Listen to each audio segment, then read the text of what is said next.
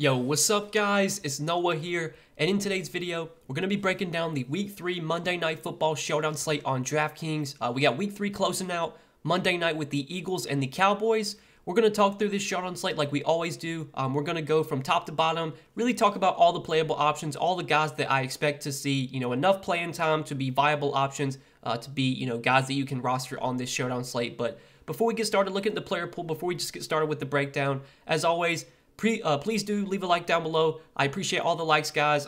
Every single one of you that come in here, and like the videos every day. I really appreciate that. And if you are new to the channel here, make sure you do subscribe as well. We have been getting a bunch of new users coming to the channel, since NFL season began. And a lot of you guys that watch the videos are not subscribed. I think it's like 50%. I went and looked at my analytics the other day. Like 50% of the viewers that watch my videos are not subscribed. So make sure you do click that subscribe button. It's obviously free, won't cost you anything, and that way, whenever you log into YouTube, you'll see my videos in your subscription feed. It'll be a lot easier to find them. So please do hit that subscribe button, and also comment down below. Let me know some of your favorite plays for this Showdown slate, kind of what you're looking to target. Maybe let me know how your Week 3 went as well. I was able to have a pretty profitable Week 3, went pretty well for me, but we're on to the Showdown slate. We'll talk about, this Monday night game, but yeah, guys, let's go ahead and start off at the top, and as always, we're just going to work our way from top to bottom. So we got the two quarterbacks as the most expensive options on the slate. Dak Prescott, $11,200, and then Jalen Hurts coming in at $11K.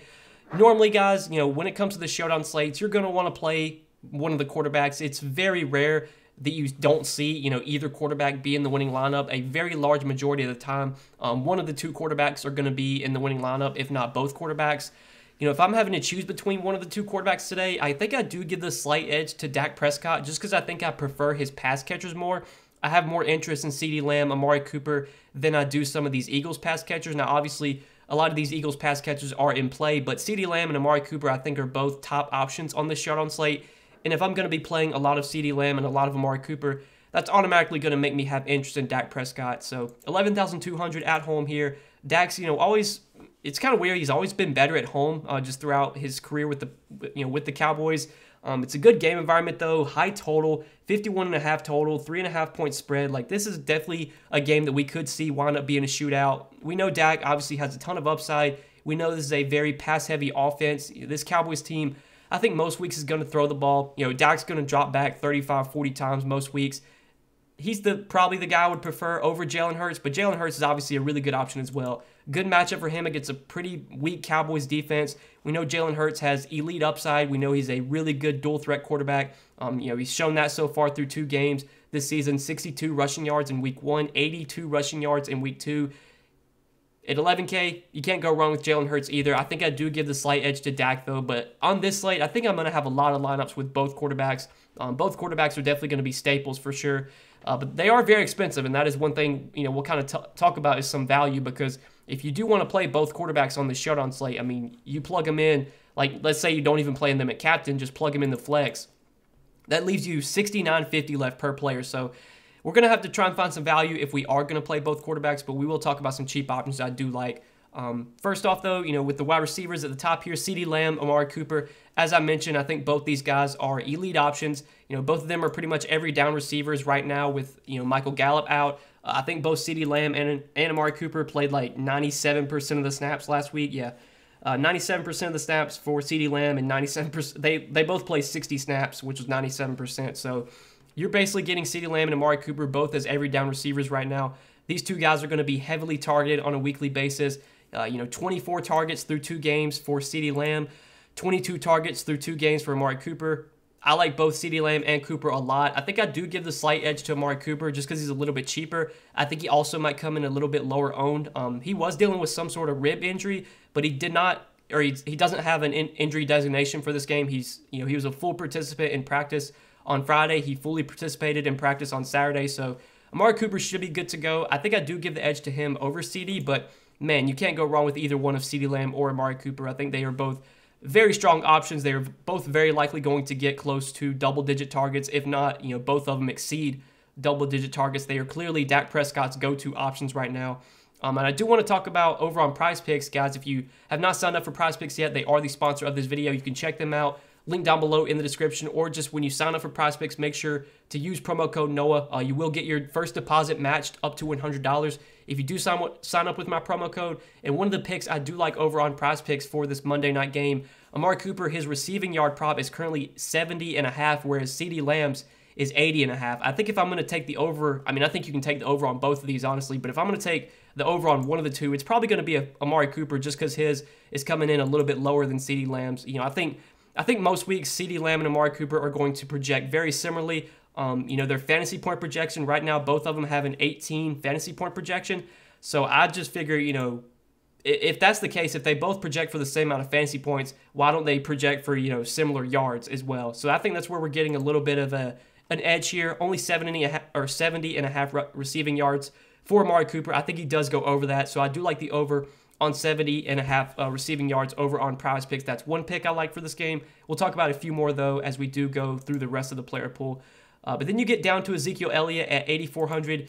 Zeke, I think, is a very solid option as well. You know, week one obviously was a very tough matchup against Tampa Bay. He did not look good that game, was not very efficient at all. But he bounced back last week against the Chargers. He did get a good amount of work, you know, 18 touches.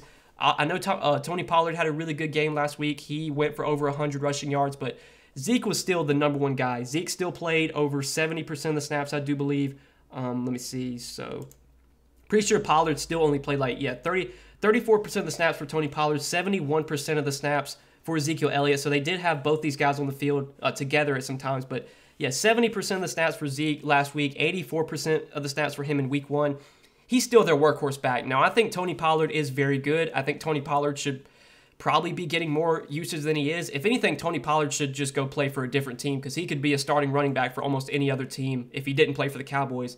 People argue that he should be the Cowboys starting running back. You know, we can debate that whenever, but 8,400, getting a workhorse running back at this price point, I think Zeke is definitely in play for sure on this Showdown slate. I still expect him to get close to 20 touches on a weekly basis. I expect him to be the goal line back. He should get some usage in the passing game as well. You know, even if the Cowboys get behind, like, Zeke is still going to be out there. He'll be out there catching passes. So I do like him a good amount in the mid-range. His fantasy point projection on PrizePicks, I think, is a little bit too low as well. That's another pick that I like. Right now, they only have him projected for 13 fantasy points. PrizePicks, it is full PPR scoring. It's very similar to Draftkings scoring. So 13 fantasy points, probably too low of a projection for Zeke. If we can project him for close to 20 touches to get all the goal line work, it's very likely that he goes over this, you know, fantasy point projection, especially if he finds the end zone at least once. Like, if Zeke scores a touchdown Monday night, he's probably going to go over 13 fantasy points, because you know he's going to catch a couple balls. He's probably going to get at least like 40 or 50 yards. So I do like over 13 fantasy points for Ezekiel Elliott. That's another pick you can take over on PrizePicks. But then on the other side with Miles Sanders, you have him coming in at 8K. You know, between Zeke or Miles Sanders, I would prefer to go to Zeke. Miles Sanders, not getting as much usage as I would want. He did get 19 touches week one, only got 14 touches though last week. He's still playing a good amount of snaps. He played 66% of the snaps in week one, 67% in week two. But Kenneth Gainwell has been very involved for this Eagles offense. And I think Kenneth Gainwell is going to be someone that the Eagles continue to involve on a weekly basis. He's kind of like the Eagles' Tony Pollard, basically. So I don't know if we can really expect like 20 touches for Miles Sanders, but it's a good matchup against Dallas. He should probably still get, you know, close to 15, 16 touches. Should get a little bit of usage in the passing game. Now, I do worry about Kenneth Gainwell coming in at the goal line and kind of stealing touchdowns away from Sanders. I'm pretty sure that did happen last week, I think, or it might have been week one, I can't remember, but I know Kenneth Gainwell scored a goal line touchdown when obviously we would have wanted Sanders to be in there. That's the one concern, but I think Miles Sanders is still playable. I do prefer Zeke, though, you know, if I'm targeting one of the two running backs in this game.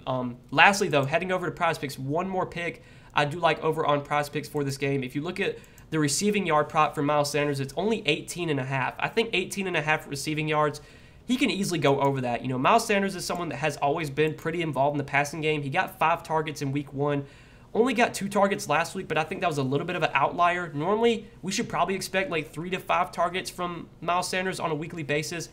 And if he gets like 3 to 5 targets, it's pretty likely he's going to catch a couple of those balls and probably go over 18.5 receiving yards. So that's the last pick I do like over on PrizePicks for this Monday night game. And if you want to, you know, tail me on these 3 picks, you can go sign up, do a 3-pick power play, do a 3-pick flex play, whatever you choose. If you do a 3-pick power play, it's more of a parlay type of deal. You would have to get every pick right, but if you do get every pick right, you win 5x your money. So you could turn $20 into $100, you could turn $100 into $500, however much you choose, or you could do a flex play, which is a little bit safer. You only have to get 2 of the 3 picks right to win some money. 2 correct picks would pay out 1.25x, or all 3 picks correct would pay out 2.25x. So you can kind of decide how you want to play your picks, whatever it may be. You can also take, just a look at their entire board for this game. You can kind of see what stands out to you. But guys, go sign up for PrizePicks if you have not yet, and make sure to use promo code NOAH when you do sign up, so that way you will get your first deposit matched up to $100. PrizePicks sponsoring the videos. I greatly appreciate them. They've done a ton for me, a ton for my channel. For all of you that have signed up for PrizePicks already, I greatly appreciate all you guys, and I know a lot of you guys are having a lot of success on PrizePicks. If you're one of those people that hasn't signed up yet, definitely give them a look, and just make sure to use that promo code when you do sign up, so that way you do get your first deposit your first deposit matched. So yeah, lastly, the other running back, Tony Pollard, 7,600. I'm not going to play Tony Pollard on this slate. I think he's just too expensive. I know he had a good game last week, but Tony Pollard is still a backup running back. He's still probably only going to play 30 to 40% of the snaps. He's probably, most weeks, I think, going to get like 7 to 10 touches. He got 16 touches last week, but I think that's definitely a little bit of an outlier. I don't expect him to get 16 touches on a weekly basis. So if I'm only expecting 7 to 10 touches for Tony Pollard, if I'm only expecting him to play 35, 40% of the snaps, I mean, week 1, he only played 24% of the snaps. Week 2, 34%. 7,600 is just way too expensive. I think if Tony Pollard was like 4K, he'd actually be a pretty solid option, but at 7,600, there's just no way I'm paying this price tag for Tony Pollard. If I'm going to play running back in this game, it's going to be Zeke and it's going to be Miles Sanders. Definitely not Pollard. He's just too expensive. But then you got DeVonta Smith at 7,200, Dallas Goedert 6,600. You got 3 Eagles pass catchers, all priced closely together, Smith, Goedert, and REAGOR. Smith, I think, is my favorite of these 3. I think he just gives you the most upside, and his targets have been the most secure. Right now, I'm pretty sure he does lead the Eagles in targets through 2 games, 15 total targets. Had a good game week 1 against Atlanta. Didn't really do much last week against San Fran, but a much better matchup here against the Cowboys. This Cowboys defense, I don't think is going to be one we're going to be really scared of. I mean, they had one of the worst defenses last year. I don't think too much is going to change this season. Once again, we've got a high total in this game. We've got a good game environment indoors. It's projected to be a pretty high scoring game. So DeVonta Smith, if I'm going to play an Eagles pass catcher, he's the first guy that I would look to. I think Jalen Reagor would probably be the second that I would go to. Reagor seen 11 targets through 2 games. You never know what you're going to get from Reagor. He really didn't do much last season, and so far this year he's kind of been pretty quiet. He did have a decent week 1 performance, but against San Fran, I mean, really the entire Eagles offense didn't do much last week against the 49ers. They only scored, 11 points as a team. But it's a good spot for Reagor against the Cowboys defense. He's pretty much their clear number 2 receiver right now behind DeVonta Smith. DeVonta Smith is playing 87% of the snaps, 84% of the snaps weeks 1 and 2. Reagor was playing over 80%, I believe, as well, or 70%. 70% of the snaps week 1 for Reagor, 72% week 2. He's the clear number 2 behind DeVonta Smith. My guess is DeVonta Smith probably gets like 7 to 8 targets. Reagor probably gets 6, 7 targets. At 6,200, the value on this slate is pretty thin. So a lot of these mid-range options I think are going to be kind of staples for me, just because the cheap options, man, there's a lot of cheap options that just you're not going to feel too good about. Obviously, we're going to talk about them when we get there. But these mid-range guys like DeVonta Smith, Jalen Reagor, I think are both pretty solid plays. Dallas Goedert, he's just kind of touchdown or bust. I feel like he's not getting the targets that we would like. Only 5 targets week 1, only 2 targets in week 2. They're still going to involve Zach Ertz. Obviously, this Eagles offense is going to run a lot of 2 tight end sets. They're going to have both Ertz and Goedert on the field a lot together. Last 2 weeks, 73% and 66% of the snaps for Dallas Goedert. He's not going to get massive volume. You're probably going to need him to score a touchdown. I think I prefer Jalen Reagor and DeVonta Smith. I think both those guys give you more upside. I think both those guys are a lot more likely to break off a big play. I think they're both more likely to, go for like 100+ yards, whereas it seems very unlikely that Dallas Goedert could put up like a 100-yard game. He's going to have to score a touchdown to be a good play, and obviously he could. I would just rather go to Smith. I'd rather go to Reagor if I'm going to target one of those, Eagles pass catchers kind of in that price range. But then we get down to, the 5K range. So down here, you got QUEZ Watkins at 5,400. He's been the Eagles, pretty much their clear-cut wide receiver 3 so far this year. He's been way ahead of Greg Ward, just like in terms of snaps.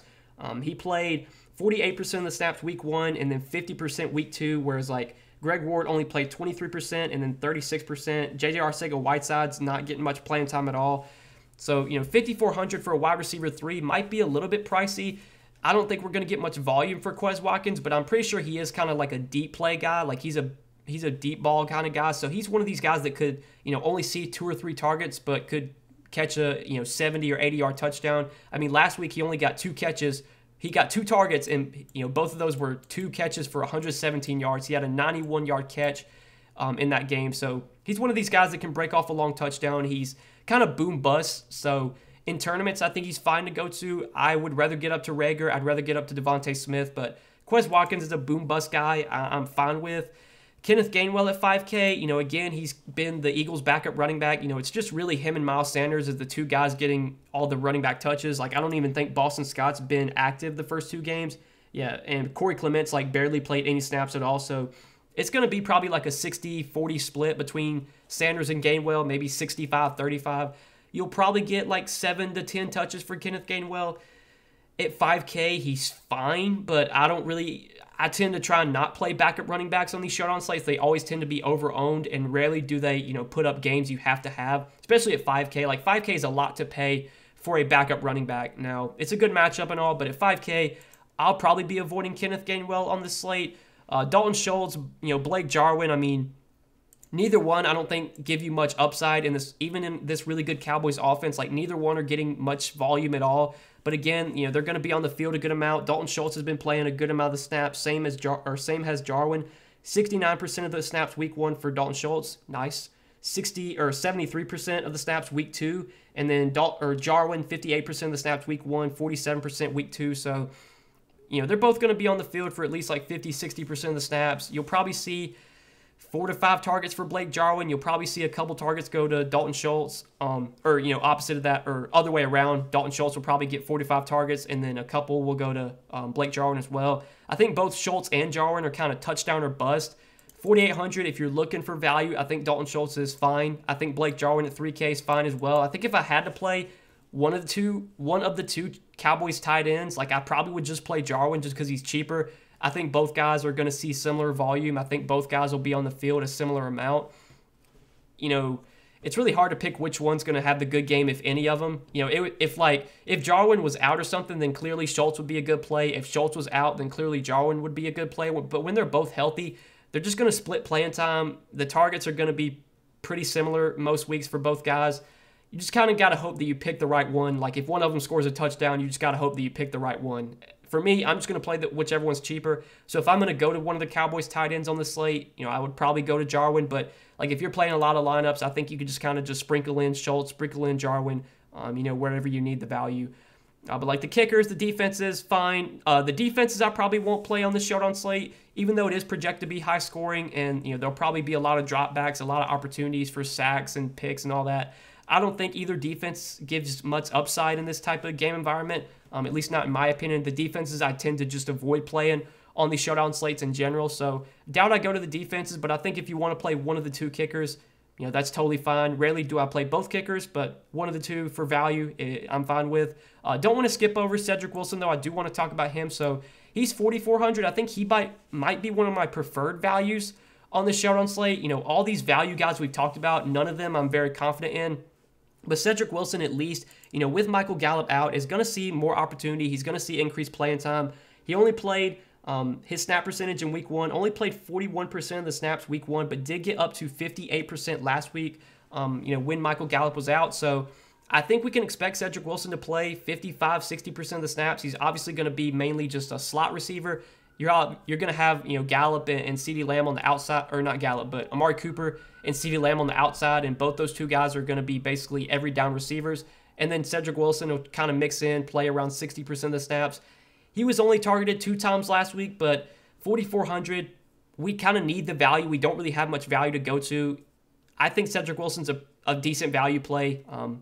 You know, if I'm going to target one of these cheap receivers, I want to target the one that's at least playing for, like, you know, an elite offense, playing with a good quarterback. Obviously, you could go to, like, a QUEZ Watkins, but I think if I was going to play, like, a cheap receiver, it probably would be Cedrick Wilson at 4,400. He's kind of a value guy I'm looking to. Jarwin, we mentioned, I have some interest in. The last guy I do want to mention for value is at 2,200 is Zach Ertz. You know, Zach Ertz has really not been involved at all in the Eagles offense. He's only seen 2 targets per game through 2 games. So he's got 4 total targets so far this season through 2 games. He's still playing a good amount of the snaps, though, and I think that is important. 58% of the snaps in week 1, 64% in week 2, and I'm pretty sure he actually ran more routes than Dallas Goedert last week. So, yeah, Zach Ertz ran 17 routes last week compared to 15 for Goedert. So, you know, I don't know if that really means anything for this game, but Ertz is still out. When Ertz is out there, he's running routes, you know. If he can get open and actually catch some balls, I guess that's the thing we'll have to wait and see. But for 2,200, getting a tight end that's going to play 60, 70% of the snaps, it's probably going to run close to 20 routes. At 2,200, I'm definitely fine taking a shot on Zach Ertz, and we kind of need the value. Like, if you want to pay up for Dak Prescott and Jalen Hurts and Amari Cooper, CeeDee Lamb, if you want to get those guys in your lineup, I mean, you're going to have to play some of these cheap options. I think Zach Ertz at 2,200, it definitely gives us some decent value.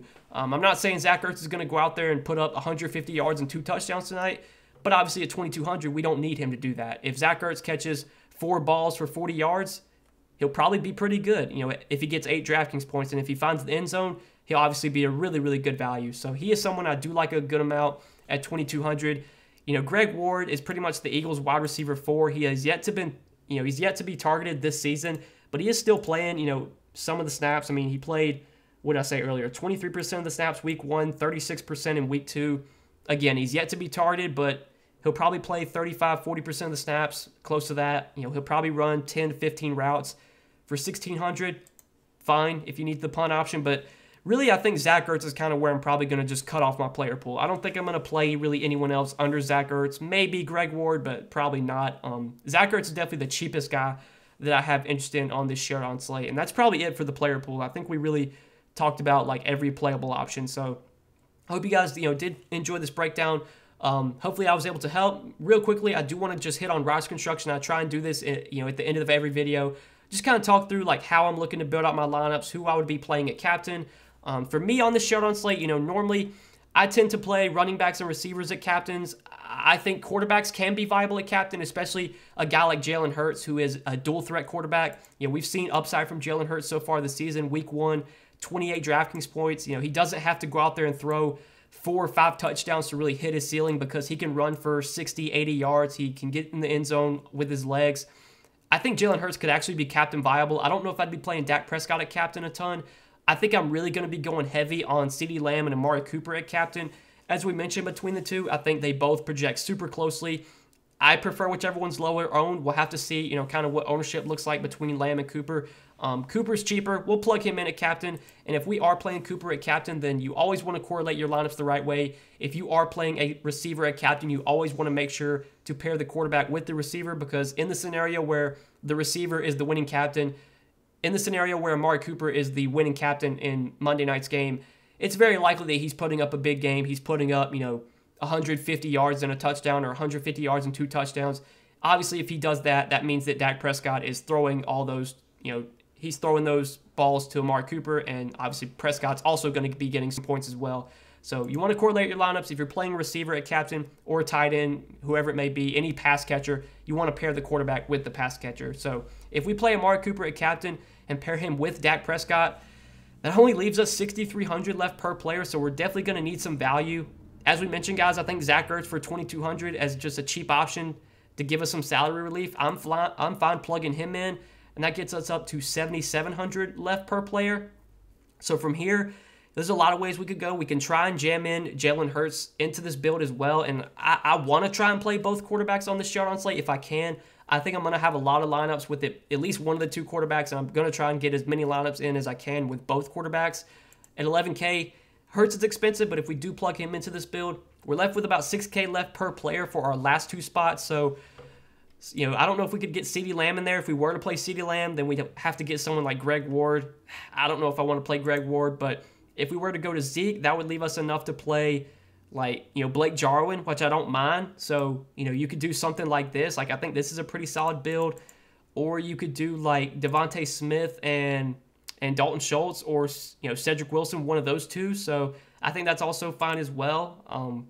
But really, when it comes to roster construction, guys, I say it so many times, you tend to want to play running backs, receivers, just pass catchers in general, just because they give you the most upside. Rarely do you see quarterbacks be the winning captain on DraftKings, unless it's like a Kyler Murray or Lamar Jackson, one of those elite fantasy quarterbacks. It tends to be running backs and receivers that are the winning captain. But if you do play a quarterback at captain, you always want to pair probably 2 of the pass catchers, because in a scenario where Dak Prescott's the winning captain, that probably means that he's throwing like 4 or 5 touchdowns. And if that's the case, you're going to want to have at least 2 of his receivers in your lineups if Prescott's the winning captain. But I tend to play receivers, and if I'm playing a receiver at captain, you just want to pair his quarterback. So in your CeeDee Lamb captain lineups, make sure to get Dak Prescott in those. In your DeVonta Smith captain lineups, make sure to get Jalen Hurts in those. It's very simple. Rarely do you see a receiver be the winning captain and then the quarterback not be in the lineup either. Like a very large majority of the time, if a receiver is the winning captain, the quarterback's also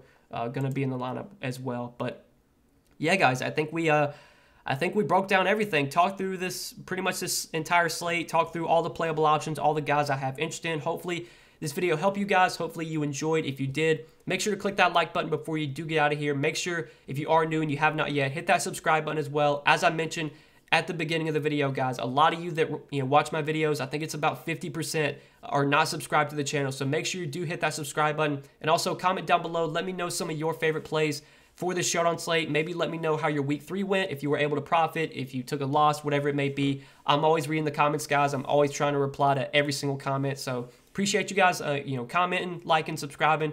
Lastly, check out PrizePicks if you have not yet. Sign up for PrizePicks. Use promo code Noah. We already gave out a few picks I like for this game that you can go tail on PrizePicks, over on Amari Cooper's receiving yards, over on Ezekiel Elliott fantasy points, and over on Miles Sanders receiving yards. If you want to tail me on these picks, you can go sign up for PrizePicks, and just make sure to use promo code Noah when you do sign up, so that way you do get your first deposit matched up to $100. But best of luck tonight, guys. Thanks for watching. Make sure to tune into my live stream on Monday night. I will be streaming, probably a couple hours before kickoff, breaking down the slate once again with you guys, answering all your questions as always. So be sure to tune into the live stream Monday night. Best of luck, though. We'll see you in the next one. Peace.